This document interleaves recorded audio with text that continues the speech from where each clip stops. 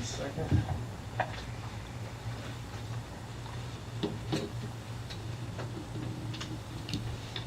Phone's on mute. Oh, yeah. Oops.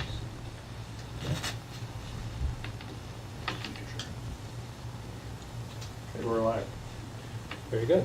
Well, good morning, everybody.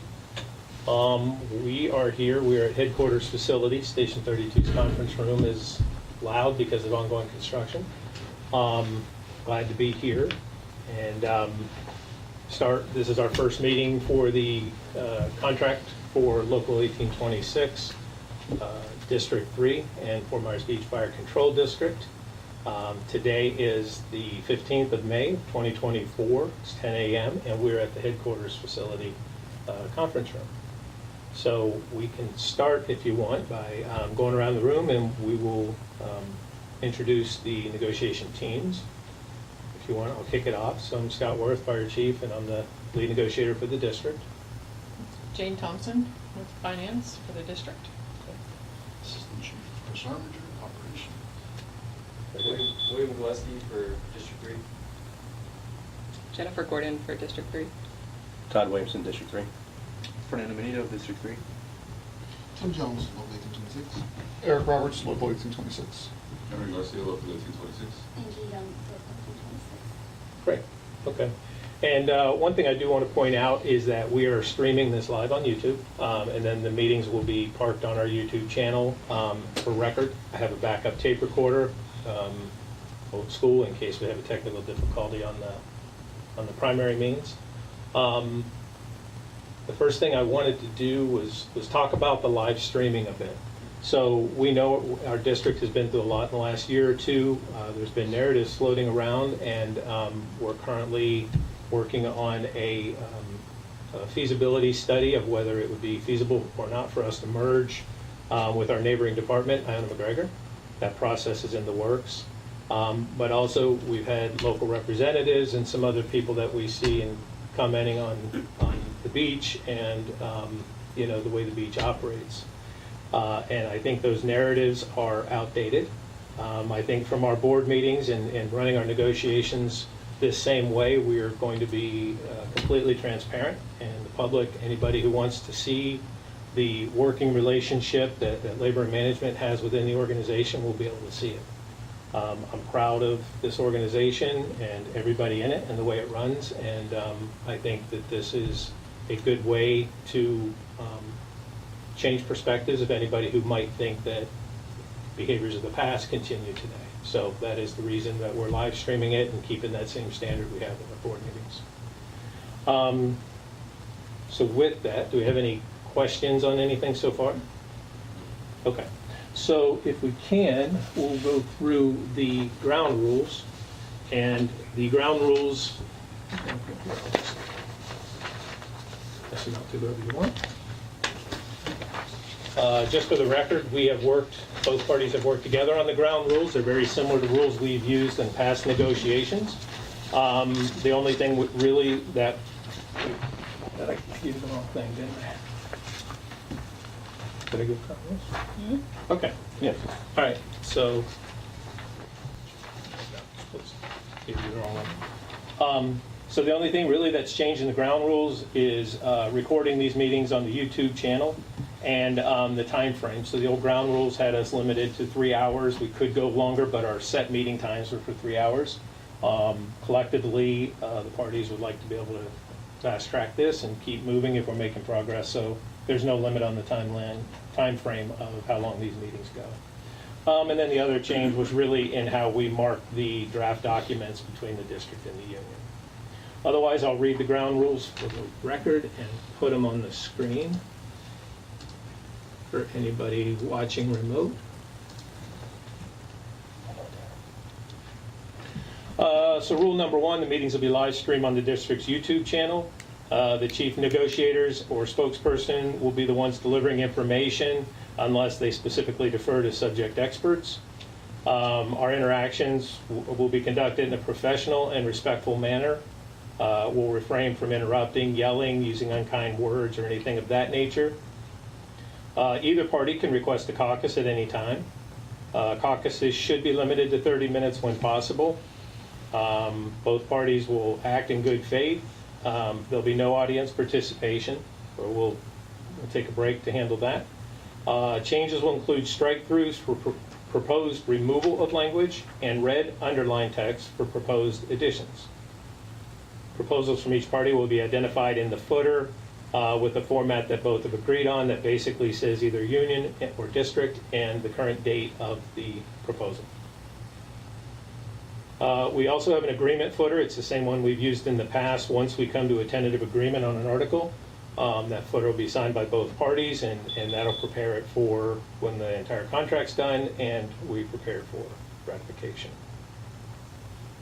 Either team can call an adjournment at any time, provided no further progress is being made. And the parties agree that there shall be scheduled meetings until the final agreement is passed or impasse has been reached. So we're good on that. So if you want, we will sign off.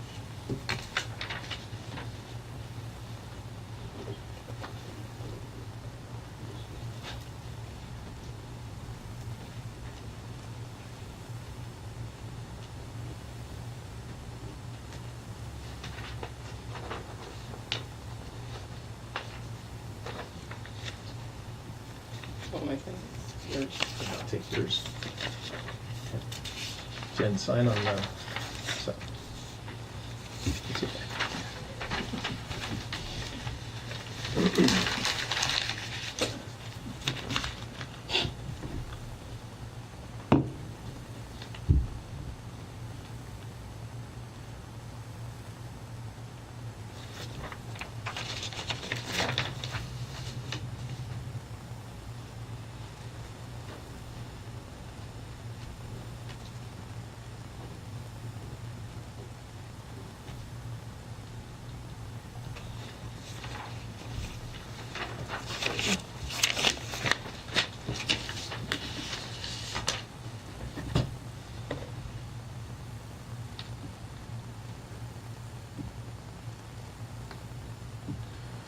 All right, so the next thing on the agenda is to just do a quick review of the timelines for the data on our ad valorem, which is the majority of our revenue for the district.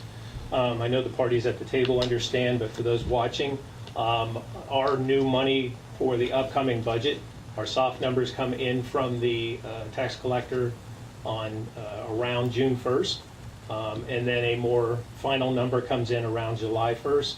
And those dates are relevant because that allows us to continue working on financial articles or things that have a financial impact to the contract. The next thing on the agenda is I wanted to run through the district's projected financial position when this new contract starts on October 1, or we hope it starts on October 1. So just a quick video to kind of run down where the district projects that it will be on October 1. I'm sorry, wrong one, hold on.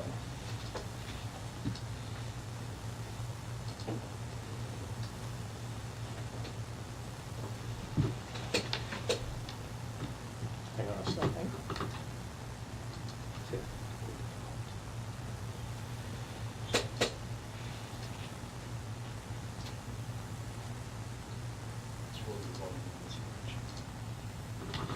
Yeah. Oh, you're right. Thank you.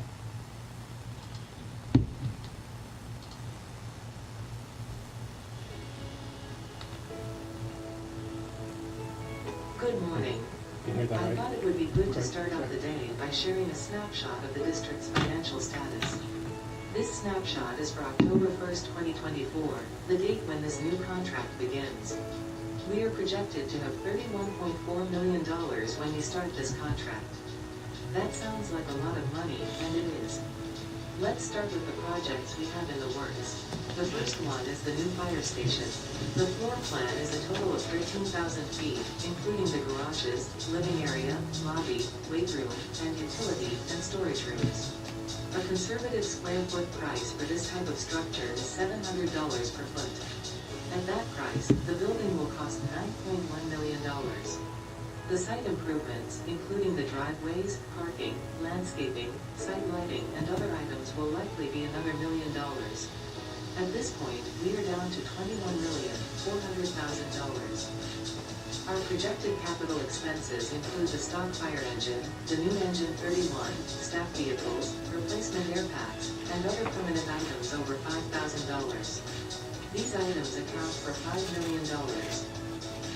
That leaves us with $16.4 million. Now let's look at the Millage Sustainment Fund. This fund has about $3.8 million and is used to account for losses in revenue due to decreasing property values or catastrophic events, like Hurricane Ian. It also allows us to operate for the period between October 1st and the time when ad valorem tax payments start to come in from the tax collector's office. We have an emergency reserve fund with $1.25 million so we can operate for 30 days during an emergency event like a hurricane. This allows us to cover not only major unplanned emergency purchases, but also covers a whole bunch of overtime for when we have to double our shift staffing. After these rainy day reserve accounts are subtracted, we are left with $11.35 million. This amount is a portion of the funds that will be needed for the headquarters and training center project. The shortfall will come from saving money over the following year or two, the sale of the old fire station, the sale of the back half of the Tots property, and the eventual sale of the current headquarters building. I hope this illustration helps paint a picture of the district's current and future obligations. Thanks for taking the time to watch.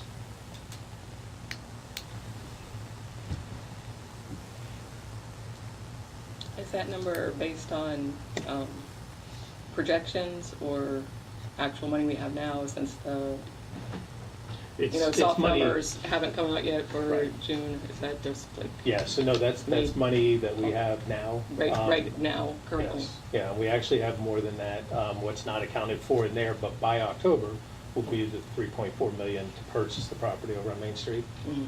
That'll probably be done in the next 30 days. And It did should that- be closed. It wasn't in there. Did So- that also include the $14 million grant that was given for the Yes. station? Yeah. So that was included in the $31 million Yes. that we currently have? Yeah, it's all in there. So, just a breakdown of where we're at. I know a lot of times we hear the narrative that there's a whole bunch of money in the bank, and there is. But there are projects that money is earmarked to, and, and the reserves that we have to keep. So, just wanted to start out with that, and then from there, if nobody has any questions, into new business. Anything else? Okay. So, my thought process on this would be, I'd like to see us go through the whole contract and both sides basically just talk overviews or in principle of what we want to accomplish. So Article 1, neither side has anything. Article 2, the district has this thing we want to address. And we can, and rather than trying to get into hashing out verbiage right off the bat, run through the whole thing and kind of get a sense of where each party sits as far as overall changes to the contract. As far as we go, Chief, I think there's pretty much change in almost every article. In every article? Okay, so, There's 53 there. Yeah. The signature page did not have change. Whether it's Okay. minor or major, there's somewhat of a change. in we'll almost- start at Article 1 and we'll just run through it. And then if we have anything on our side, are you okay with running through them in general and then kind of coming back and I just hate to hash out language only to find out we get 3 articles down the road and it's like, oh, wait a minute, we got to go back and refine the exact verbiage. So, does that sound good? If that's what you do, it's fine. Okay.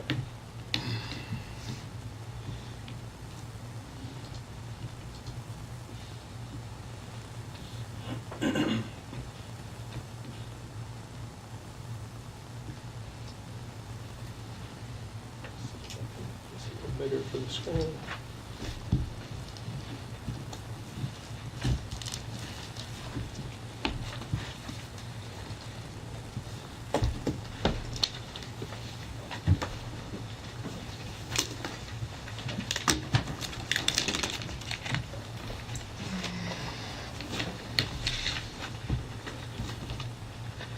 One thing, and I'll throw it out for the good of the order, I guess. one of the things with everything we've gone through over the last couple of years is I want to put some language in, and I don't know if it'll even have teeth, but if we're forced to be dissolved or merged, something in here that says that the pay and benefits in here would have to carry over. Like I said, legally, I don't know if it would even have teeth at that point, but make it clear in writing that both parties want to try and secure the District 3 membership if we're forced into some kind of transition. It would always be our goal that Yeah. wherever the forcer goes, that, of course, the membership would take Yep. the larger of. Tim, I just don't know where we would put that, so I'm just throwing it out in case it ends up in one of these early articles. Okay? So, you want to start? I'll let you go on Article 1. Already, okay. So in Article 1, Mhm. we actually have some, I see you have some proposal up there, somewhat of the same mindset. Of course, we're looking at changing effective dates, stuff like that. Mhm. And then we move down to the bottom of 1.6. Actually, no. Yeah, you have copies. Yeah.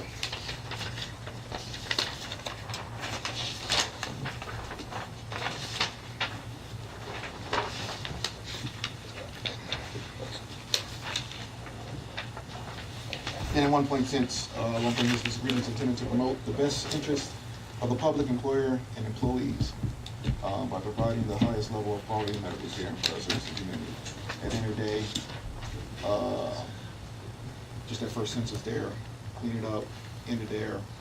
Matter we're providing, we already know we're providing medical service and fire service, so we're just taking it out, just clean it up, keeping it simple. Okay. That's just our proposal there for. Sounds good. On 1.2, Okay. I don't have an issue with the change, but it's meant to reference the current contract. So this new agreement will supersede District 3 collective bargaining agreement that's currently in effect. So I Correct. think the dates will be 21 to 24. Because the new contract will be 24 to 27. Yeah, that's what we're talking about, 24 to 27. Okay, but 1.2 says this agreement Oh, okay. will supersede the current one. Yes, Yeah. yes, sorry, So- yes, sorry. So that would be 21 to 24. Yes, sorry. Okay.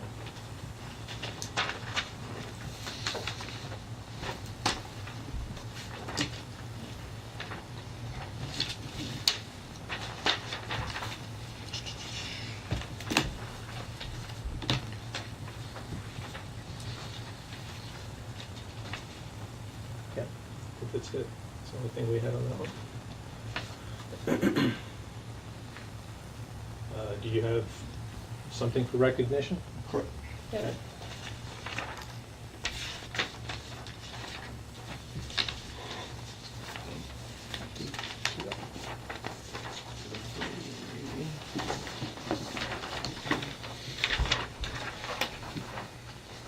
And this one here, as you know, we're currently working through some things with clarifying some of the recognition stuff. So we clarified the UC number there, Mhm. 15-107, cleanup language, and the title of fire prevention specialist, cleanup language there.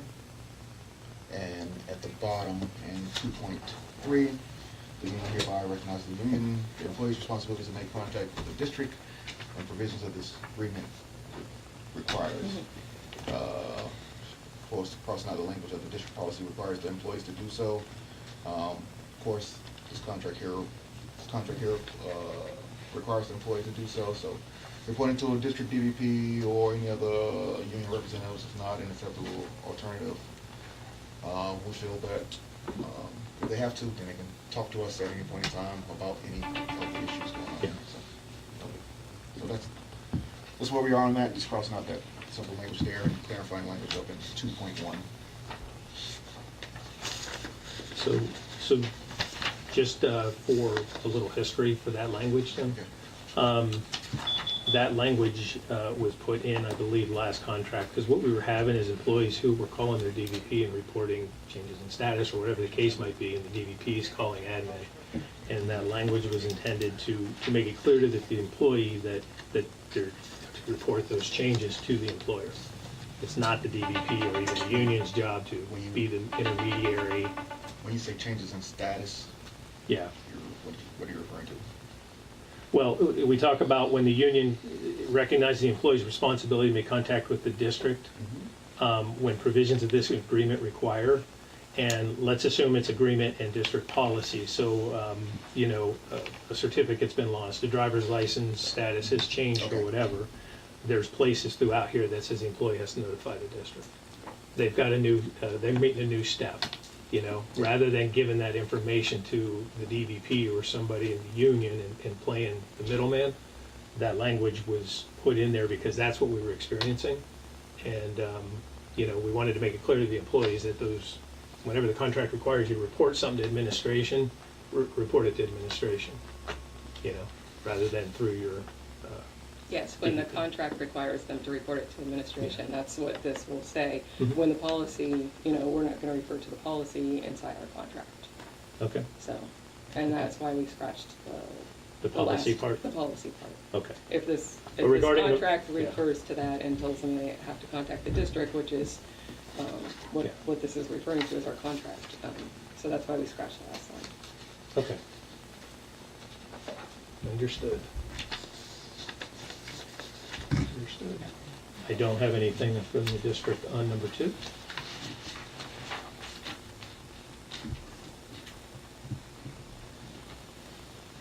So, number 3, management's rights. On Article 3, we do have changes, but we're going to hold off on those currently right now. Okay.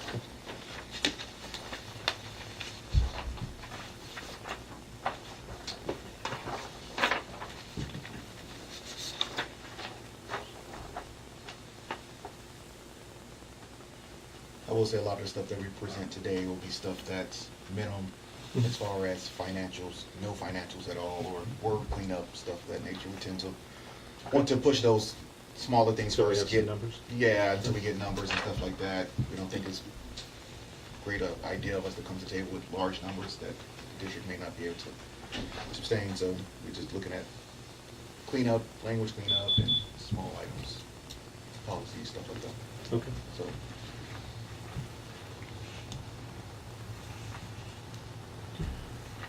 Scroll down to 4. And fire away.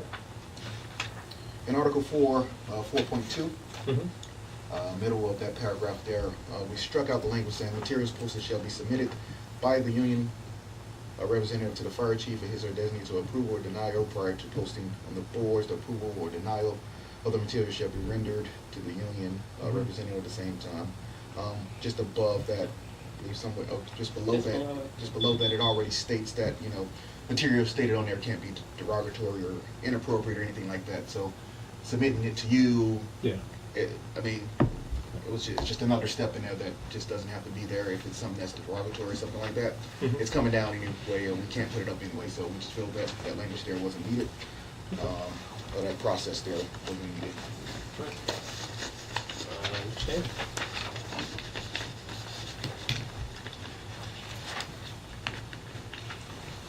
The district has nothing on 4.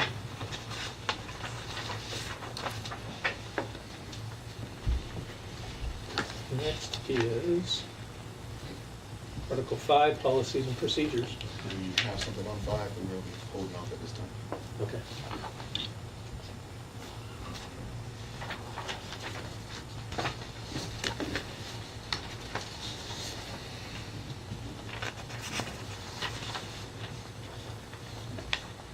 We didn't see anything in 5. Just for the record, we didn't see anything in 5 that we thought needed addressed.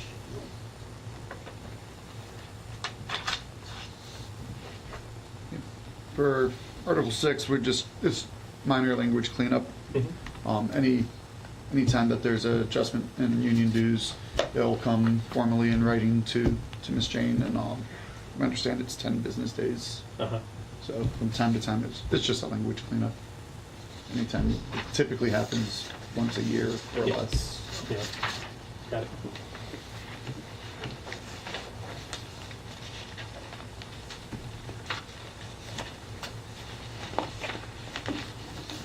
The district didn't anticipate any changes on our end for 6. Article 7 is union business. We do have changes, we're just not presenting them. You're holding as that this one? day. Yes.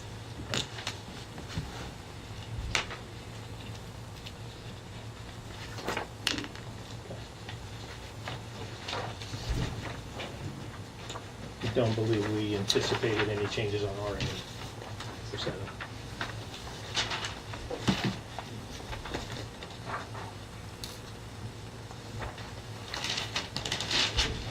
Article 8 is the grievance procedure, and grievance and arbitration procedure. In Article 8, I think it's more of a cleanup and getting everything the same time period. Okay.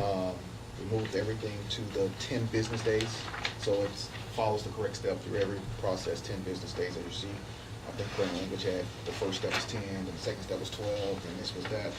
Just to keep it clean and easy, we go to 10 business days across the board in those aspects. Just change the class action. There's also a change for class action, and also we added DVP filed grievances. Mm-hmm. If it's something that the union representative elected for District 3, then they'd be able to go straight to step 3. Taking it to their supervisor wouldn't be taking it straight to the person that's going to make the issue or whatever it may be. So Okay. the chief is step 3. And then an So eight- by, just so I'm clear, DVP filed grievances, basically she's carrying the grievance okay. right now. It may not always be. a she. Right, yeah. Right. So if the grievance is over 4 people, but it's Yeah. not deemed a class, Yes. but it's coming from the DV because it's 4 instead of getting 4 separate grievances, Okay. you get one that goes straight to the assistant chief, and then from there. DVP may be the one filing the grievance, Yeah. but it may not be for something that directly affects them. It may be doing it on behalf of the union for another employee. And then in 8.8, we just changed, as Tim mentioned, to keep things consistent, away from calendar days, put it to business days. Especially, that's a big thing during the holidays. Mm-hmm. It's, things aren't available, offices aren't open. We're not expecting anyone on our end or your end to be working Yeah. on Christmas. Okay. And there is a typo, there was this District 2. I saw. District 3. I saw. Yeah. Oh, The only thing I would bring up in here from our perspective at this point would be the change in the step 4 response to the fire chief. It takes quite a bit of time to bring together all the, review all the actions that have happened beforehand. And I do like to be thorough with them, so we can talk about it more, but that 20 days is well used for what it's worth. I mean, by the time it gets to you, the grievance has already been in play from an employee for 30 days, for a month. Right. And then with another additional 20 days, you're going over a month and a half to take care of an issue that was, affected an employee. Yeah. So my thought with that is, 40 days to get to the, at the max time frame to get to the bottom of something. Yeah. Each step along the way, if it was an employee, filed grievance, Mhm. investigation and information is accumulated. Gotcha. It's not like you're starting cold by the time it gets all the way up. So. And as well as the financial impact to that person that could carry on Sure. as well, so, Yeah. so. Okay.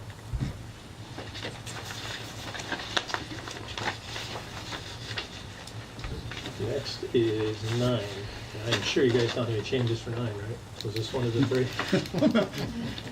No changes to be presented today, Right. or right now. Right. All right, Article 9 is PPL. So nothing today you want to talk about? Not from our end. All right. Okay. In general, I think we will have some points on Article 9 generally related to the UPPL and some changes in mind of how we can make sure that unscheduled is being used for unscheduled, specifically.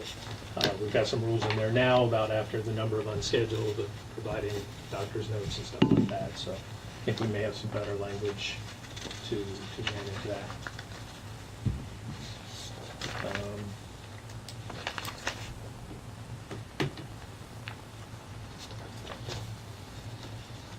Yeah, that's generally it. Some small language I don't think we'll have a problem with. At the end of 9, there's a section in there that talks about some UPPL events being pushed to administrative chief officer, and I think our shift officers will be able to handle some of those things, so. Should be all right.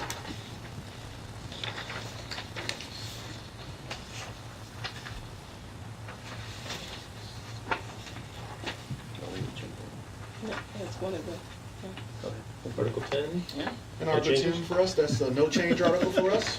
We feel that it's I had about 16 changes. No, I'm kidding. If both sides have no changes, do we want to TA that? We can if you want. What I'll do is I'll mark it no changes, and then I'll put a signature footer for the ones that are no changes. Is that right? Yeah. Okay. And then we'll bring those back and just knock them out that way.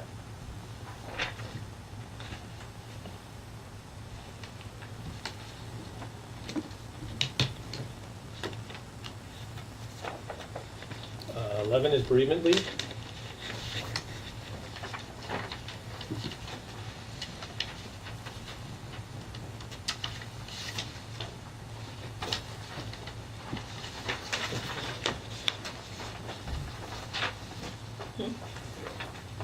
We just scratched 11.6. The employee receiving Article 11 benefits shall provide written proof of death of the deceased family members. Yeah.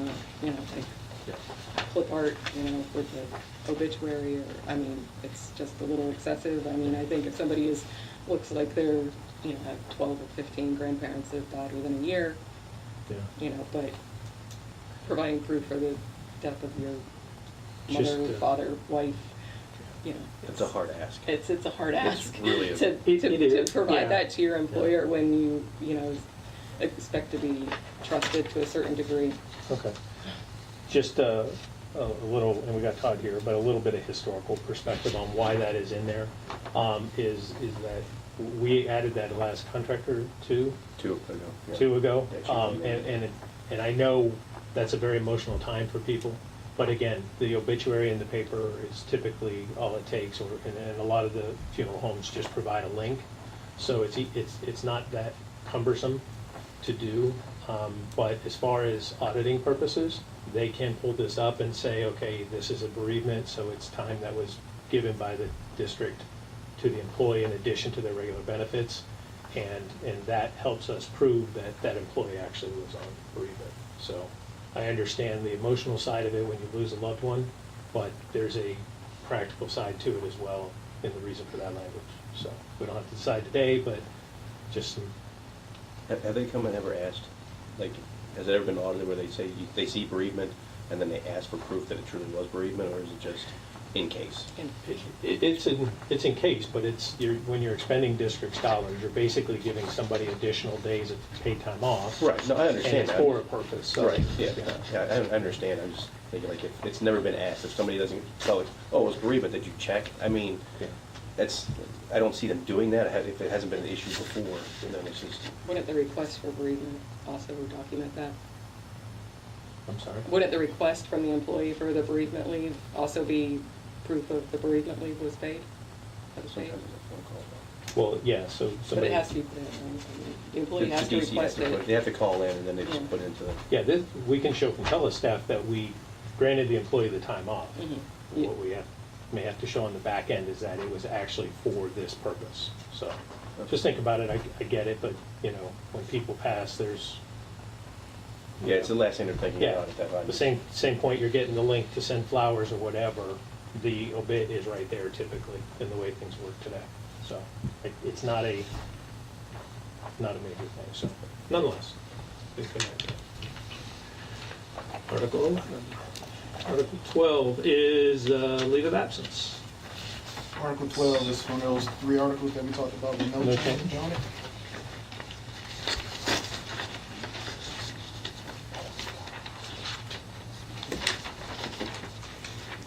Yeah.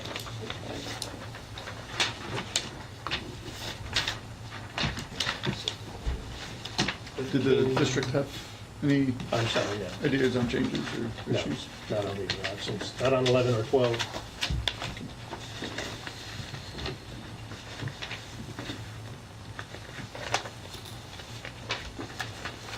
Um, 13.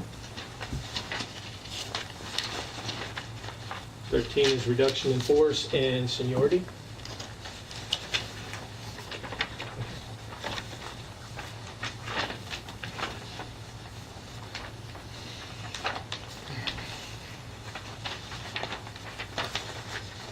As we go down, 13, 12. If an employee is demoted due to reduction in force, the employee will be compensated at the highest step of the pay of rank of which they are assigned. They were assigned. Right. If you're taking them from a captain down to a driver, why would they go to the lowest step of the driver instead of being at that step there? Okay. And I think that's basically Yeah, what we're saying, that's right? basically what we're saying. Yeah. I think that was the intent when on this article before, it's just Mhm. written as the lowest.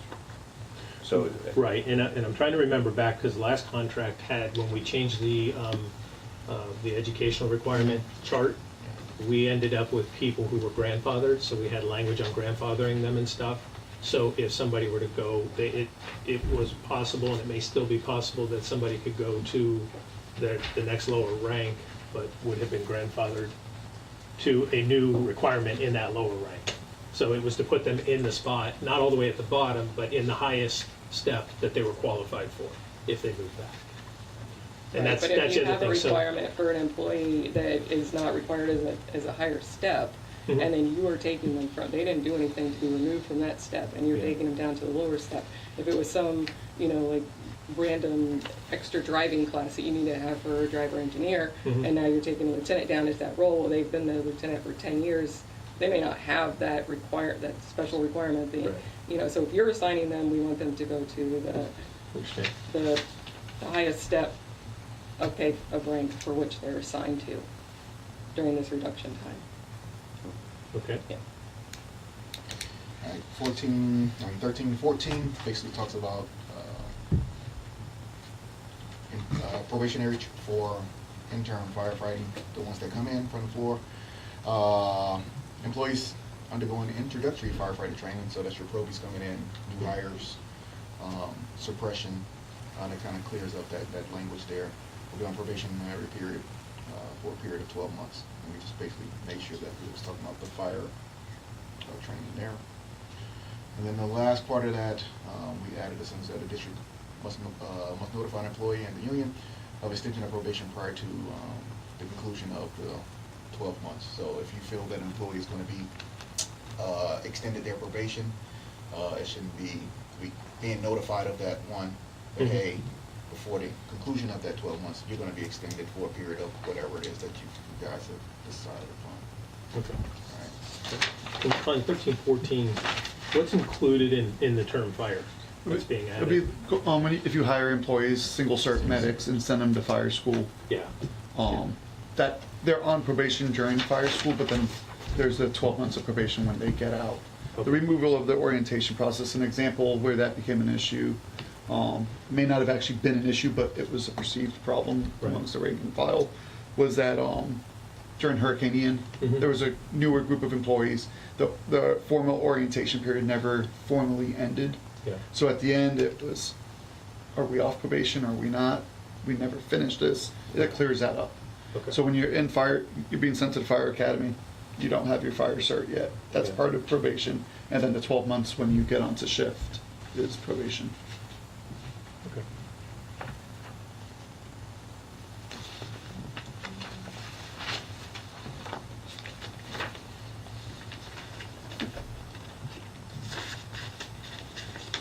I agree with the principle, I just thought we had it in here already.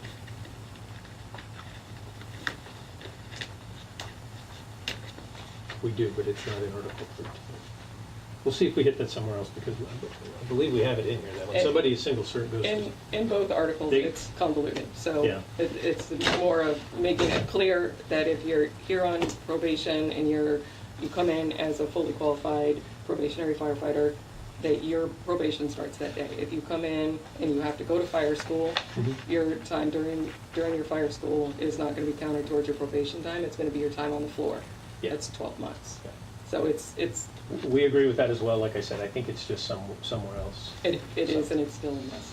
Okay, well, then that's why we're doing this. Yeah, I'm like,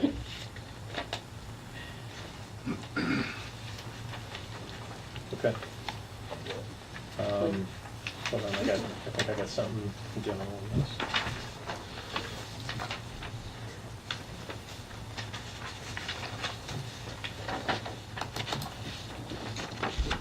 So one of the things that we've had since we did the contract the last time is we've had employees who have left and were promoted, were drivers, and shown an interest in coming back. I don't want to see anybody leave, but I think if people leave thinking that the grass is greener on the other side and realizing that they prefer to be back with us, and they left in good standing, I want to make sure that we put language in or address that in a way that they can come back. And I don't know if it would be a limited amount of time, within 12 months, that they'd be able to come back with their seniority. And if they had acting status, if they retained the same qualifications and they had the experience and time here, I don't want them to be able to move to a promoted position, but at least be able to consider coming back with their seniority and with, those acting statuses. Now, that doesn't mean we wouldn't be able to reaffirm their their abilities for the acting, but basically have the door open for those who left in good standing for a period of time. So in general, that's where we're at. I don't have specific language for it, but I'm open to conversation.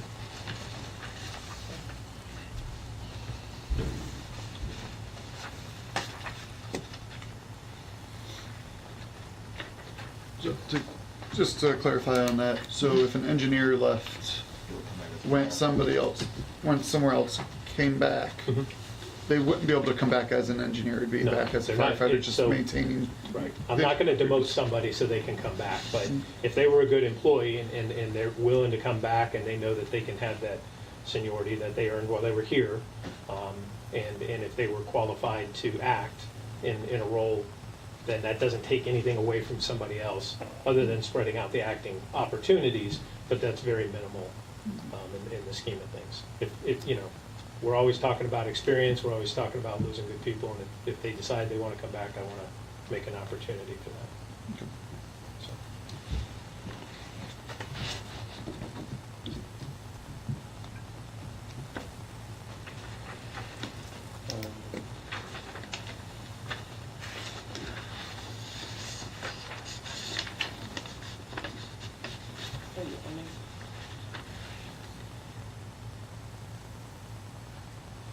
I'm just looking at 12.1 leave of absence and 12.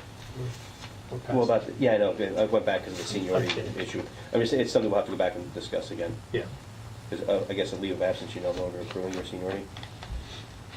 Implemented plan, leave of absence Mhm. may be considered reinstatement vacancy exists for the clause in this current. Now, let me be clear, for the time they're gone, there's no accrual of seniority, but the hours they had, and I believe leave of absence is the same way, if you're back within 12 months, they retain their seniority, right? Is that what you were looking at? Yeah, so I'm trying to, Yeah. yeah, I want to make sure that we're not Yeah. changing the leave of absence for somebody who actually quits and leaves. To me, resignation isn't leave of absence. No. Yeah, It- it's different. Oh, 100%. Okay, all right. Yeah, that's what I'm making sure. But you that- wanna make sure I want to that make sure it the leave of doesn't- absence, somebody has to leave for whatever reason. Yeah. It's not being treated as somebody who has said, no, I don't like it here, I want to go somewhere else. Right. Oh, wait, I want to come back, I like it now. Right, and they're trying to use leave of Right. absence.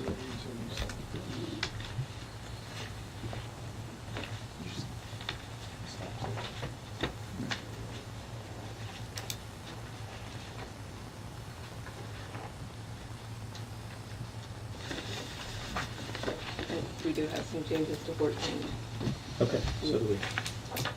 You first. but not me. Come on. Well, you can put yours out there if you want. I don't Yeah. know. There's a couple things on holidays, and I'm like throwing them out. And we've had this come up, and it's the reason for it. If there's a split and somebody's doing a partial day, are they getting the holiday pay? And I think if they're doing a partial day, there needs to be a partial number tied to that. And then in no case would, 3 people doing 8 hours each for one position, each be entitled to more than the total amount that day would pay. So a holiday pays $500. If I got, 2 shift exchanges with somebody and they're each doing 8 hours for me, they're not each gonna be entitled to $250 and I get $250. So we're not gonna be able to increase the number beyond the 500. So I don't know if we prevent them from doing, shift exchanges less than 12 hours or whatever the case might be, but, Currently, right now, the person that was assigned to the day is the one. No, the one who works the day. Works. yeah, it's meant for the person who Okay. works it, Okay. for the hard, the So inconvenience so of what you're working. saying is if somebody was to work 8 hours for somebody to cover them to come in, Yeah. they would get 8 hours of stipend pay instead of the $500. Not eight, well, so Or they get we had this come up. We'd have to split the, so it'd be a third. So they'd get 120 And hours. it could be prorated hour, by hour. Mhm. And that way, I think we had, it was somewhere around 12 hours, it might have been 12 hours, and I think we did it half day, but it was something that we had to talk about.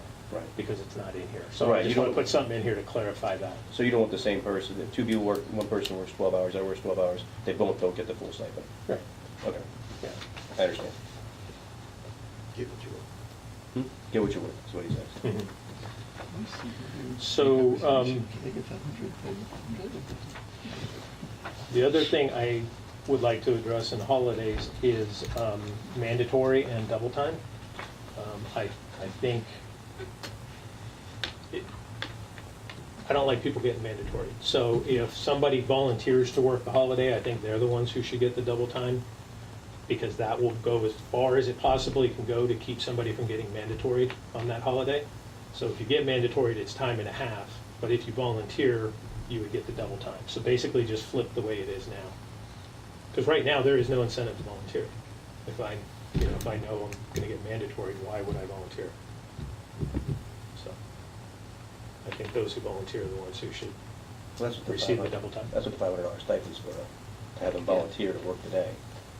So Sure. they get the 500, then they get time and a half on top of that, so they're getting a $500 stipend plus time and a half. Okay. And the ones that, So we don't need double time at all? no, Yeah, so you if need double, somebody's yeah. ordered on That's Christmas, right, yes. I like Yeah. that. Yeah, but It's ordered on because you could Christmas. have plans, you're taking your family to go out of town, and that's why you're not Yeah. picking it up. It's not because you want the money. Right. It's because you have other things to do, and then you literally just had your entire holiday ruined. Yeah. That's why we did the double time. Right. Yeah. In my mind, I think that getting people to volunteer for it, I think the double time is an inducement for anybody who might volunteer to volunteer. We can do the double time for volunteers and mandatory, so. So in general, we can figure that out, but in general, that's the principle of where we're at with holidays. Right?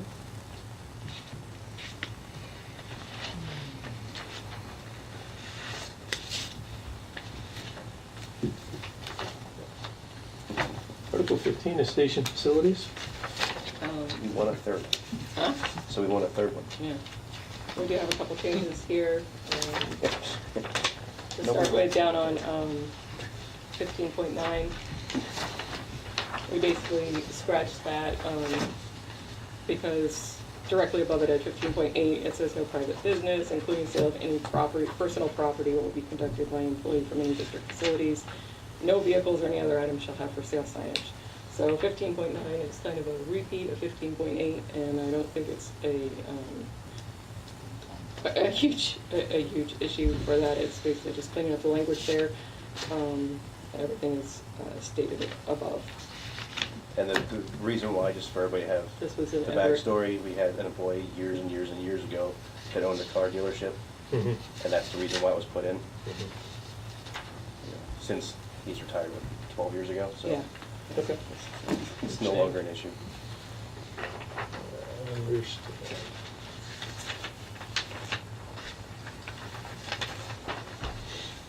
we got renumbered on the back, and on the old 1510, the 1509 would be the union agrees to the routine cleaning of the station's facilities, vehicles, and other equipment is the responsibility of the employees. And we scratched the et ceteras.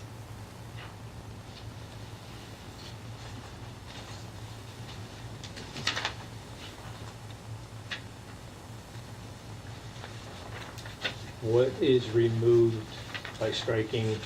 What are some examples of items that are removed from striking maintenance and repair? Well, somebody attempting to repair a washing machine or repair brakes or repair, like something that's not within their. The everyday cleaning of the station is what we're referring to there. Yeah, It's like we're referring to everyday- the cleaning and, like, if it involves, repairing things that are broken, painting, I'm no painter, I'm no patcher. And I mean, 1511 covers that too. yeah, 1511 also covers Because they can volunteer to do it, it's yeah, just. the task normally requiring a permit or services of journeyman carpenter plumbers may be done by employees on a voluntary basis. However, the employer agrees not to require such tasks of the employees. So, we're not, I think if it's something simple we can do, we usually do it. yes, For the most part, or try to, but if it's something that's, we don't want, hey, you go fix this, and they have no idea what they're doing, and they break something, so. Okay. And 1511, I think, covers that. Understood. Understood.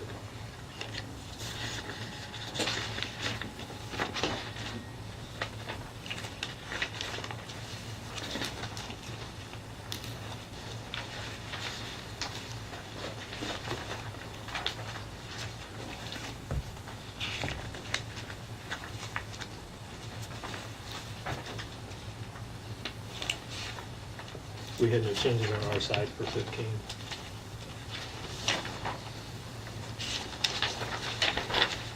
for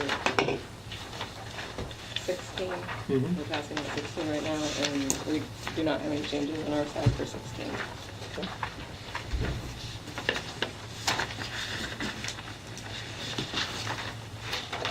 Yeah, at this time, we don't need it.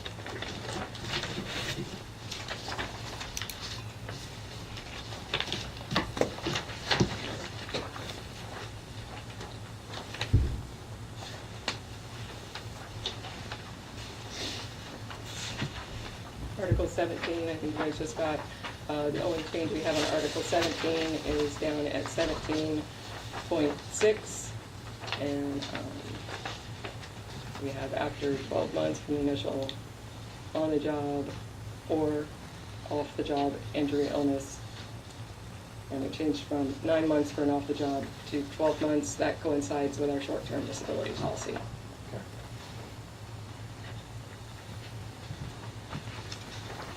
Understood. Yeah, yeah. Oh, sorry. Nothing on our side for 17 right now.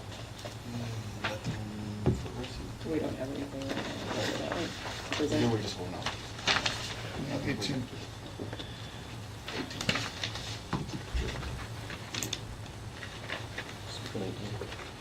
Skipping 19.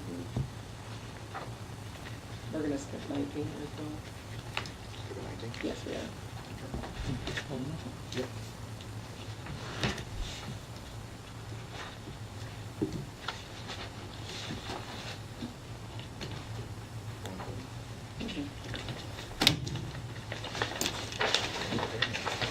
Oh, sorry.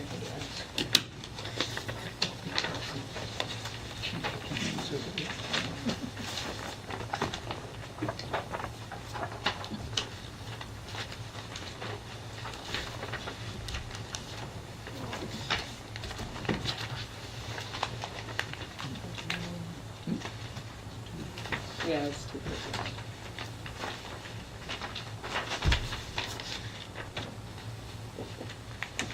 Yeah, Article 20, we have changes of C. We scratched C. Employees are limited to being away from the regular assigned duty shift as a result of shift changes for 432 hours per fiscal year. The shift and exchanges do not result in any financial impact to the district. So we're restricting the amount of shift exchanges that can be done. Only leads to additional PPL being used, additional UPPL being used, and, you know, especially for somebody, we've had conversations before about somebody who's going to school, Yeah. or, you know, trying to do some outside, you know, work training, using their PPL, you know, shift exchanges are no impact. So removing the restriction on that is what we want there. On the back, under J, we scratched this section, and as it's related to another article that we did not present today.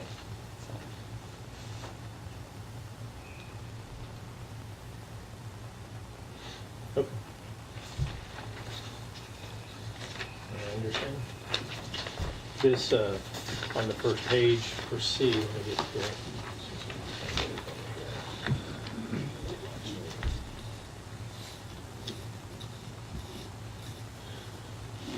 So we're talking about employees being limited to, in essence, 15 24-hour shifts. This language, I believe, came in the last contract. And the reason for it is operationally, what we were seeing is employees who, you know, by the time they use all their accrued PPL and they're exchanging shifts, they have a problem being an employee on their own shift under their normal supervisors. It affects training hours, it affects the continuity of operations and stuff like that, was the reasoning for this language. You know, we can certainly build some reports and illustrate them on the screen and see if that's still happening. So, but that was the purpose for this language.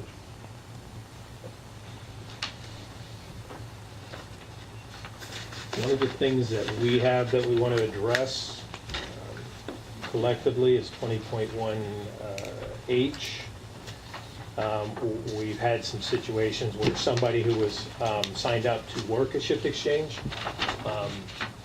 was then unable to because of the off-the-job injury or whatever the case, they weren't able to show up. So we want to put language in there that will address that type of event. I don't know what that language looks like yet, but in principle, that's what we want to address. Isn't that covered in F? Yes. Because it'd be covered under UPPL. I think so, Todd. And that's, like I said, I put a note on here, talked through some scenarios, and I know we've had some situations that we have to apply and make sure that F does cover it, and then we may be good. So, Did you want to talk through the scenarios while we're on it, or get back to we'll it? come back to it. Come back to it.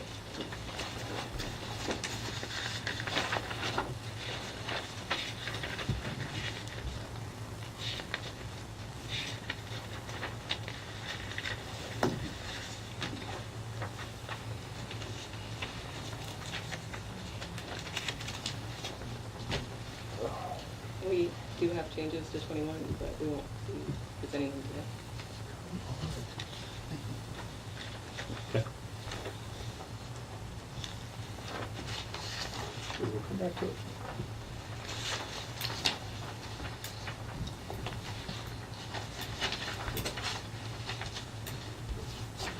Did the district have anything for you? Probably, but it's minor. We'll come back to it.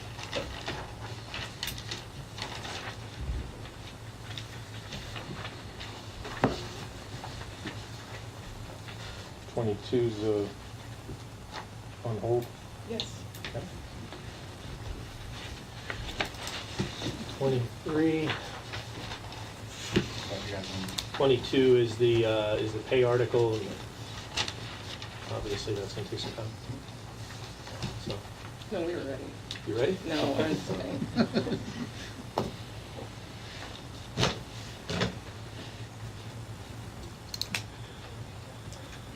All right, 23. 23, we had no changes to 23. Okay.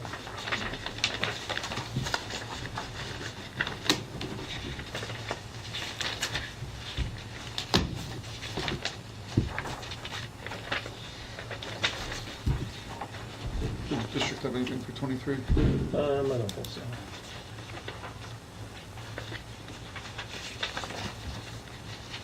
No, I didn't have any changes.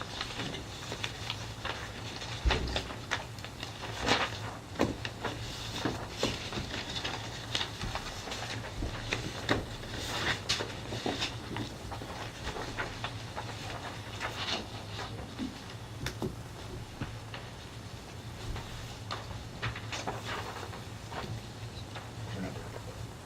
That's on next.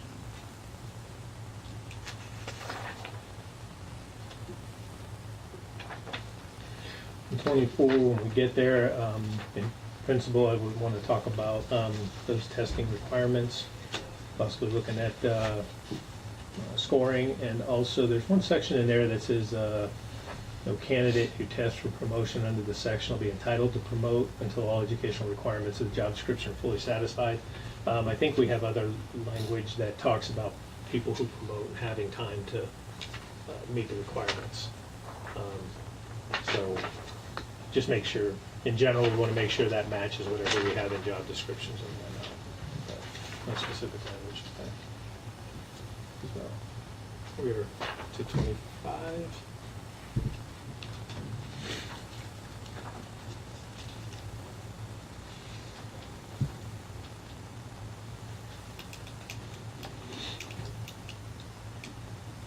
The only change that we have for 25 Mhm. is under 25-24. The employee shall not be eligible for mandatory overtime in the pay period of the suspension, Mhm. but they should be allowed to pick up overtime if that's their choice. And we did talk about this when we wrote this last contract or the one before, that if somebody is serving a suspension, an unpaid suspension during that pay period, the intent is to have an impact on the employee for the thing they're being disciplined for. So for that reason, that's why it says just overtime. So they would be ineligible during that period for any overtime.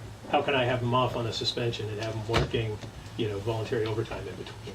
To stop somebody else from being mandatory. Mandatory. I get it, And it could I be do. the end of the pay cycle. So Yeah. if they're suspended the first day of the pay cycle, Yeah, and then the last day of the pay cycle, there's overtime, you're gonna mandatory somebody, yeah, and they're willing to take it, Take it. yeah.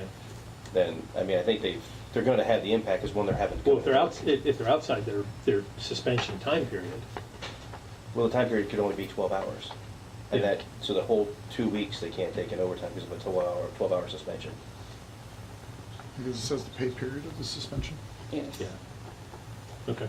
And that's by design. It's designed that pay period will be a financial impact to the employee. So. Which could end up impacting I understand. multiple other employees in a negative manner. So that's why we had mandatory I understand. overtime in the pay period. Okay.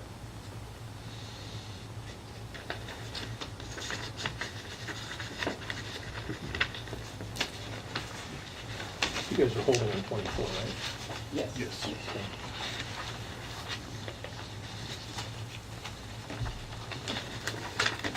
'25, I'll probably have some language changes on that and tied to what we're trying to do with our policies on performance management discipline, is to kind of reinforce the clear delineation between remedial, retraining somebody and how those tasks are part of redeveloping or developing KSAs.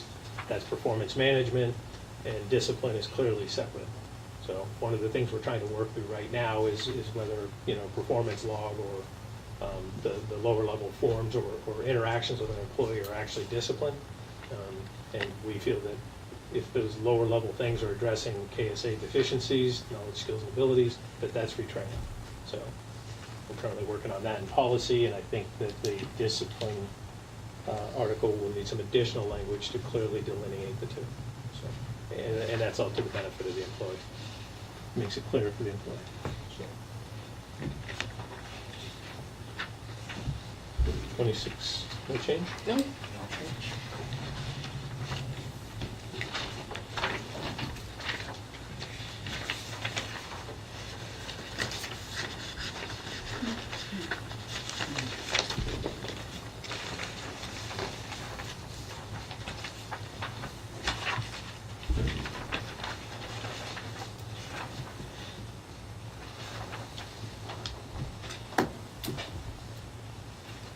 It was more than 3 no changes. We were exaggerating. That's good.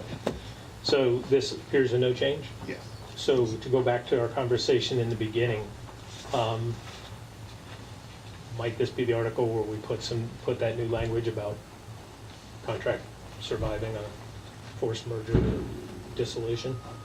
Yeah, we entertain some, just switch.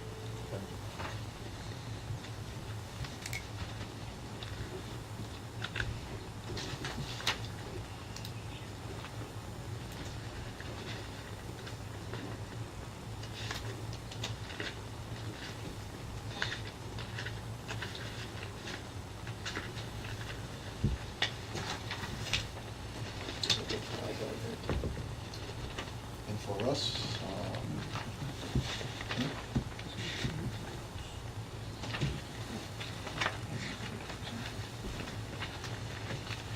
for us, all we have to present today, Okay. like I said, was the stuff that we had was minor changes, small, no change articles. We do have a couple additional articles that we're gonna add as we go through the process. Okay. I think we got 2 more articles to add into the contract as we go through the process. What do you think that they need to be? One of them is uniforms, and it was Education. education. Okay. And the other ones, of course, gonna have some financial impact as well as Yeah. some time to get through, so.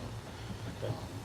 You guys wanna take a caucus now, look over this, or the no change, or some movement? Sure.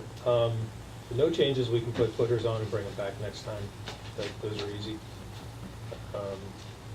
Is there anything in principle on the financial articles you want to talk about or try and work through? I don't think so right now. I Yeah. mean, we'd be working with a lot of unknown, Right. you know, we'd be Okay. forecasting and speculating. I know Jane is amazing, Yeah. She is. but I'm not even Jane can, you know, sure she can get where we need to be to have like a valid conversation about that Yeah. right now. Okay. On our educational and development chart, we've been messing around with that a little bit. Is that something you guys have been working on? Is it, not Yeah. specifically, but are you in your head thinking that we need to make some modifications to those charts to? Is that the step?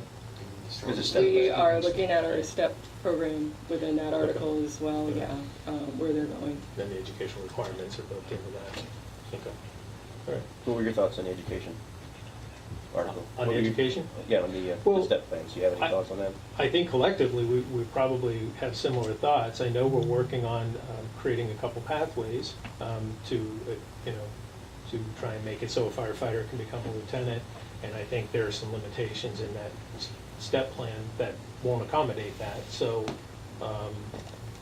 you know, I think the education and the pathways that we have in place now work for the contract we have now. But if we're, you know, if we're gonna work towards a firefighter having a pathway, you know, through acting driver to lieutenant, then the contract's gonna have to reflect that, and, you know, the steps are gonna have to probably account for that in some way. I don't know how the working pieces will go, but, you know, that's where my head is. I don't have a definitive answer for you. Right, no, that's We haven't got fine. that deep into it yet. Okay.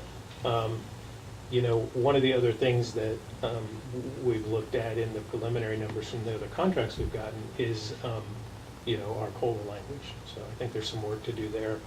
You know, I like the COLA language in the sense that it makes adjustments, it ties adjustments to the affordability of it. So if there's new revenue, then, you know, you're addressing COLA issues. But, you know, in my mind with compensation, you know, when somebody comes in the door, that base pay sets a standard of living for them. You can afford an apartment and a car, whatever you can afford. But we know that the price of stuff changes. So, you know, in our mind, generally, the first step in addressing compensation is making sure we're keeping up with that standard of living. So, you know, I think there's an order to things. And then from there, you know, additional compensation in general is as you're developing yourself and changing your value to the organization and the people you're responding to. Is kind of the next step in the process of dissecting compensation, if you will. So,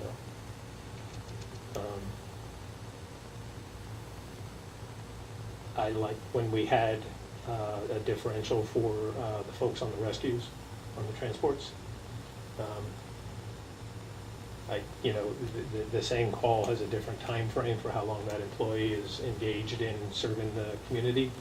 And to me, we took it out last contract, but I think it's worth talking about when we're figuring out if there's any new money, how it gets distributed.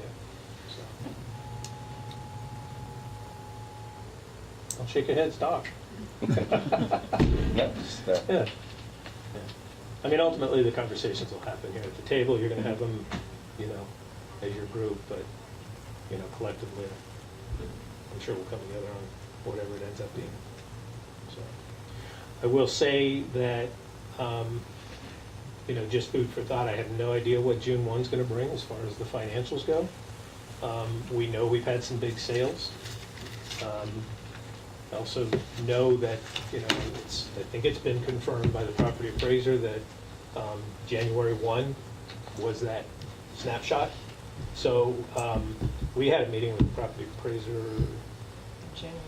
in January. So after January 1, we went to their office with some of the other districts and talked to them about the adjustments that were happening in Sanibel and Captiva and other areas that were continuing to happen.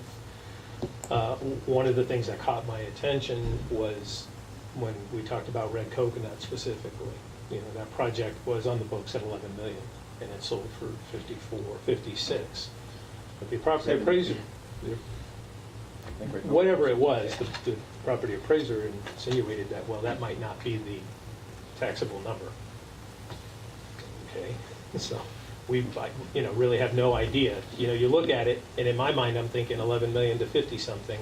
That's a significant change in revenue. But if there are some formulas in there that allow them to value it at some other number, we have no idea. So, and we do know that a lot of these condos that are getting fixed were not, they had the same status as they did last year when we went from 15 down to 9.5 million. So, and that status is they basically, if the property appraiser thought they were not occupied, they valued them on the land only. They gave no value to the buildings. So that's why we had a 40% hit. So we have no idea how we're going to grow out of that this year, how much, or by what. But you're right, the heavy work starts after June 1st. Mhm. You want to, while we're here, do you want to kind of run through that chart? Okay. This is just one of the, this is something. It's just a. Chief Arminger started working on that pathway as, through all the steps. This is really for the actings, and this would be the bridge to get firefighters to the lieutenant spot. As kind of a workers, as a workaround to the being tied into having to promote the driver. So it's.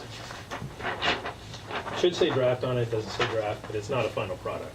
But it's kind of trying to gather our thoughts on how you progress all the way, actually from the right to the left.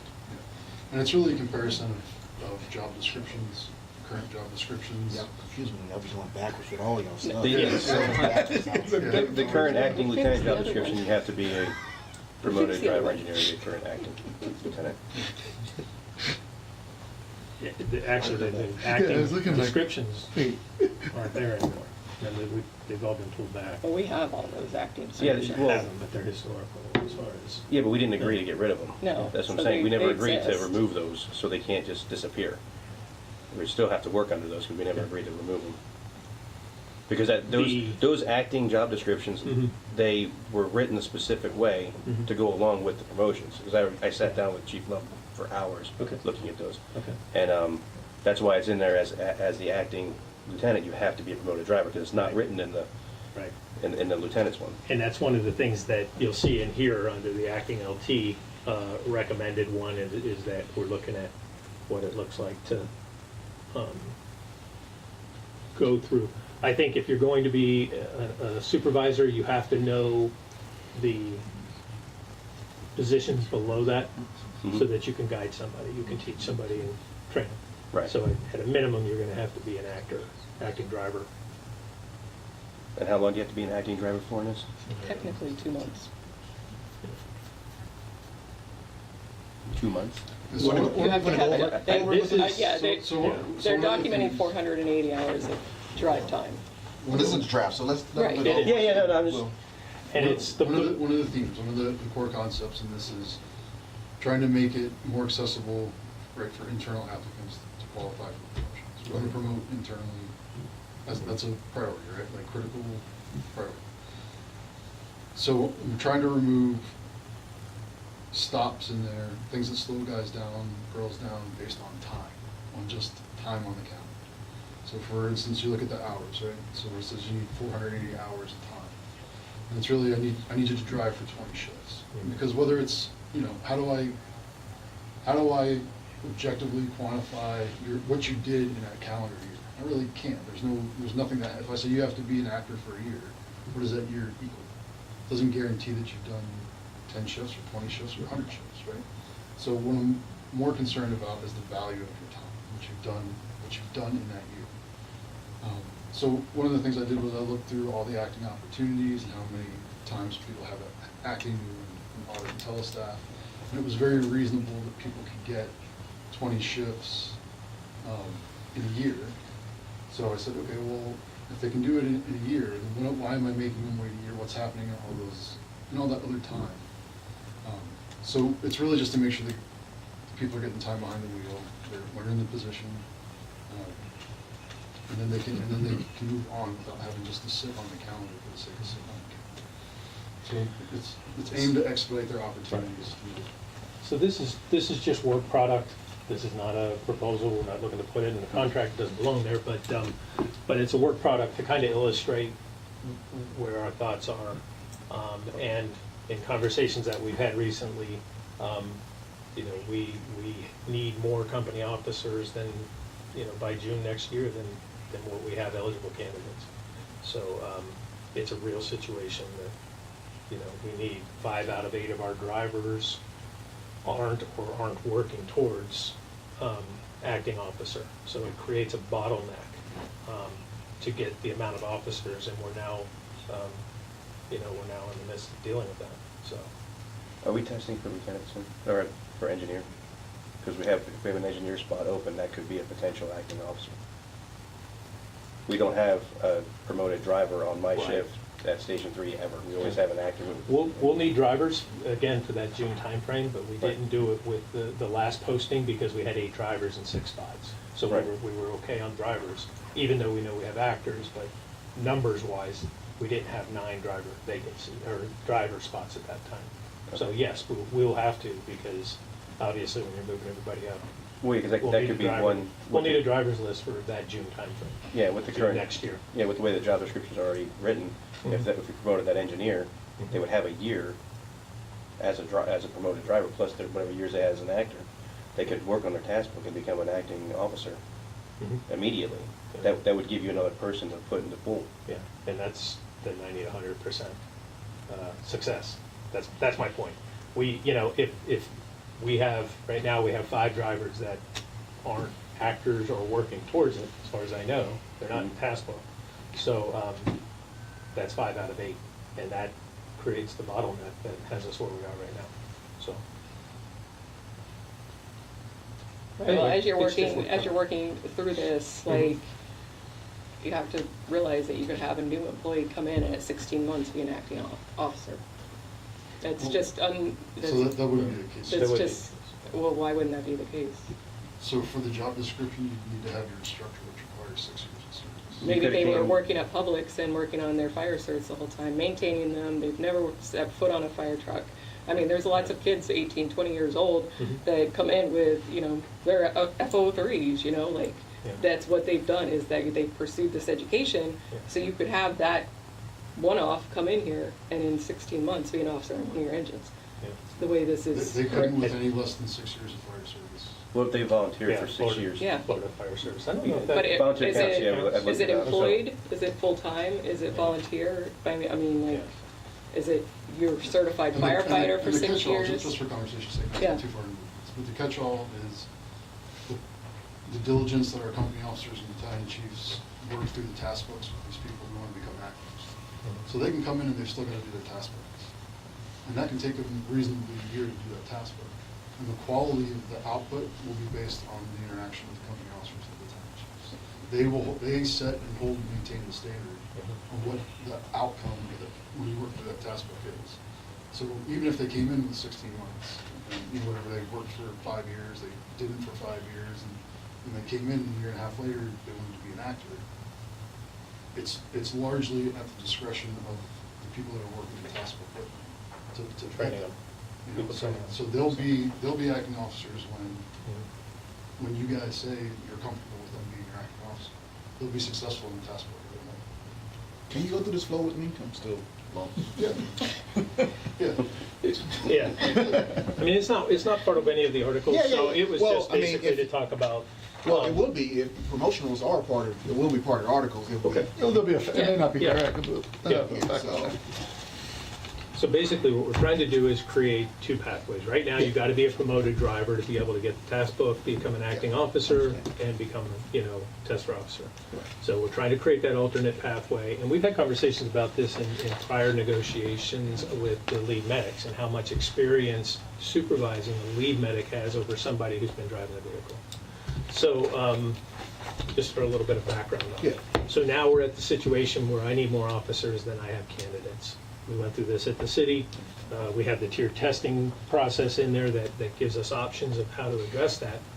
But even the tiered testing process doesn't do anything if I don't have another pathway to acting lieutenant and lieutenant for the firefighters.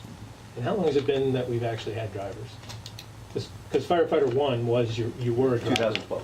Okay, so since before 12, It you were was a just- firefighter officer. Yeah, we had basically it's unlimited drivers. Yeah. Your step 1 was your driver engineer exam. Yeah, so. So do you we want to go only back had to unlimited since drivers? 12. Yeah, we're down Do what? You want to go back to unlimited drivers? What? Go back to unlimited drivers? I mean, that's fine, yeah. You could It would be a much larger pool, and we give you You could widen your. So just start from this side and see how, tell me Start how it from the works, blue. how it works my way through, since we're going right to left. Well, it started out with building the requirements for the lieutenant, and then I had to, okay, well, you need this to make sense of that. Okay. So it migrated this way, it wasn't designed. When you say that's it, it's gonna come. But essentially, so yeah, you want to access your driver acting, or your acting driver task book, and then the blue column is, how you do that. So you're off probation, and it just reads down, you're off probation, you've got the educational requirements, and like I said, these mimic a lot of the current job descriptions or historical. So in this blue column here, you have to complete these in order to get your acting driver task book. That's what we're saying? Yeah. Yep, to that's unlock the it. status you'd have to get the book.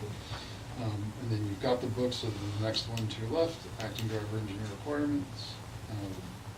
That's what you would need to, I guess, finish that step. So in to addition, earn that rank. in addition to your book, your task book, you have to complete these here in the acting driver requirements. Yeah, In we addition to your book. we have a test out process for actors. Yeah, what it's saying is you come off that step, and you get that step 3 firefighter, and then you go all the way down to the bottom there. You complete the task book, you do our assessment center, and you're good to go. Now you're an acting driver. And then you go to the left, and so, hey, what does it take me to get promoted now? And that's the same thing. So, they used to say you needed a year, I think, or whatever it was, X amount of time as an acting. Mhm. And what we've tried to do is reduce that to shifts as opposed to just days on the calendar. Right. So this where it says, under driver engineer requirements, where it says at least 240 hours, you're now saying shifts rather Yep, than. 10 shifts. Well, hours, instead of a year. Yeah, yeah. So if you do, Because say you do here's- 12 and 12, you Yeah. work 12 hours, whatever. You give me 10 shifts of driving. I think with the acting lieutenant, the current one, you have to be a promoted driver engineer for a year. Correct. So that's a year, you're driving every day for a year. So you want to cut that down to 10 shifts for an actor, essentially. Well, you don't do your driving every day for a year. If you are promoted driver, If you're a promoted promoted driver, driver. yes. then you're driving every day for a year. So then, if you have an actor, Yep. give me 2 months worth. Yep. And we think that's the same as a driver for a year, every day, or no? I have to create a way for firefighters to skip the promoted stuff. I have to. So how do I how do I hold, I could say you have to give me 12 hours of driving, but how, then it's gonna take a lot longer than a year. Or the promoted step could become more open, because with the cap on these roles, you are going to consistently bottleneck Someone. your organization over and over and over again. You might be able to take a snapshot of this and fix it right now, but it's gonna, when you have 9, that's it. You have 9. You might have 9 for 25 years. Anybody behind them, is not gonna get a role, a promotion until they're, one of those engineers retires or dies, basically the way it goes. Because if the lieutenants have been recently promoted and the engineers have been recently, you're just gonna consistently bottleneck by putting a limit on the number of the bottom of your promotion list. That's the first promotion that you can get in the department. If you say there can only be 9, it's gonna consistently bottleneck right there. The problem can exist again. I don't understand. Well, the one if they can promote over that, Well- around that. Huh? They can So you're promote talking about around- promoted drivers? Yeah, I'm talking about promoted drivers. Like when you say there can only be 9 promoted drivers, you're gonna consistently bottleneck at that driver position. Right. Like, period. You could solve it right now by saying, okay, you can promote around. Yeah. But you still have that promoted position that you're gonna bottleneck at. We have that now, though. Right, because we have only 9. Right. But our bottleneck is Is 5 of right the there. 8 that aren't actors. They're, I want to keep all of this very nice and Yeah. civil, but you have to look at why, I understand. like, why this is not a, single day in creation, Right. but why this has happened over time. Mhm. And we used to have unlimited engineers. It didn't, cause a massive problem, Well, yeah, I think and financially that's hard to justify, though. and it left open that actual pathway for people to to vertically promote. We have a very stunted vertical promotion layout here, which is just the nature of having a small organization. But, So, then, Tim's trying to see if he's going to apply. no, I'm not applying. Too close to the end. Too close to the end. He's waiting for June. Right? So then, your next one, acting requirements. So this encompasses the driver or the current promoted driver or the acting driver, correct? Yep. So this will allow a firefighter who's an acting driver to now get in their lieutenant's aspect of the choice.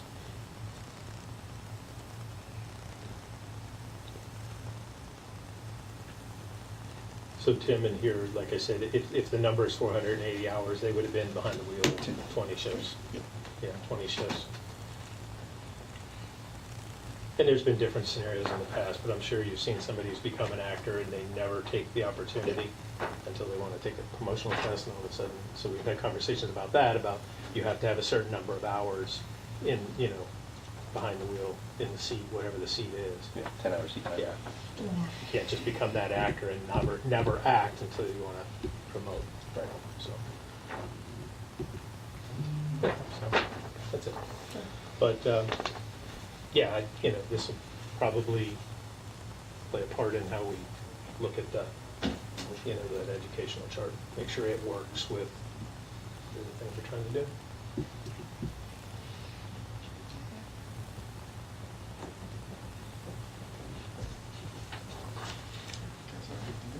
Not for us, for you guys.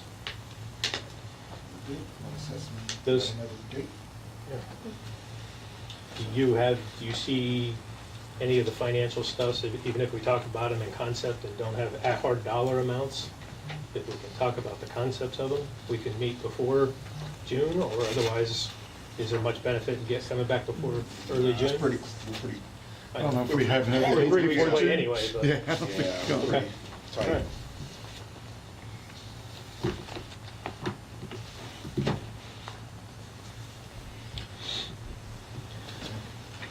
I'm out of town June 18th to July 5th or 6th, so. Oh, shut Whole Yeah. first week of June is gone.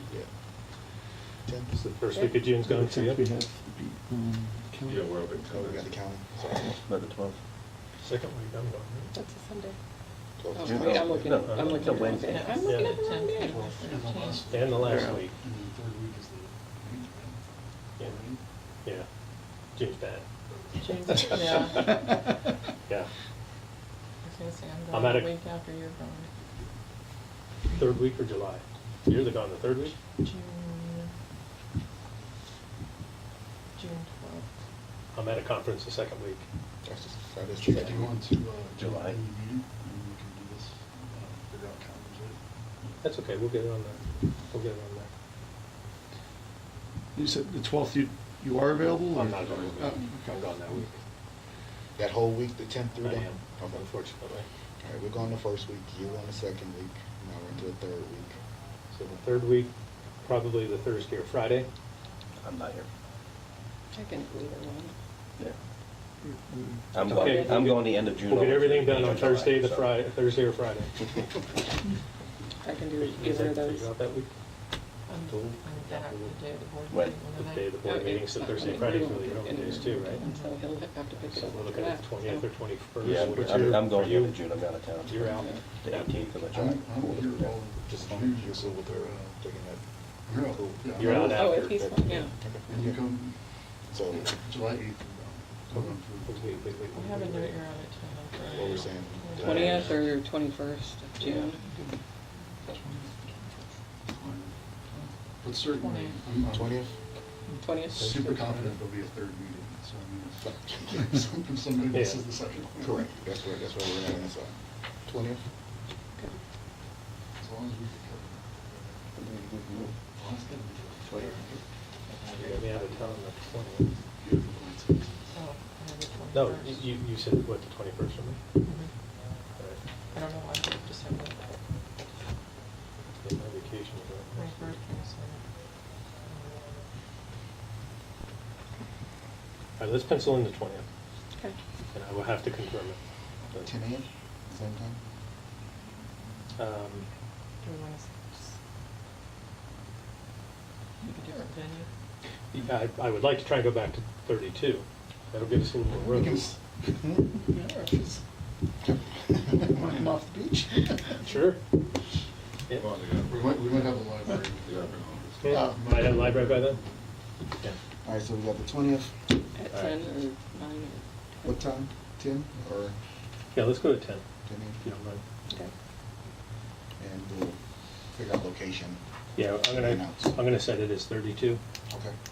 We're only not there because of the roofing work going on and all the noise. I think there's enough room in there for us. Try not to cut it down. Okay? That's okay. They always come back and change everything. I'm just- You know what? And the, everybody's okay with the 20th? Yes. Not you, you're going. Yeah, I'm done. Okay. That's my anniversary and I'm going out of town, so. Good. So somewhere nice? North Carolina. Nicer weather.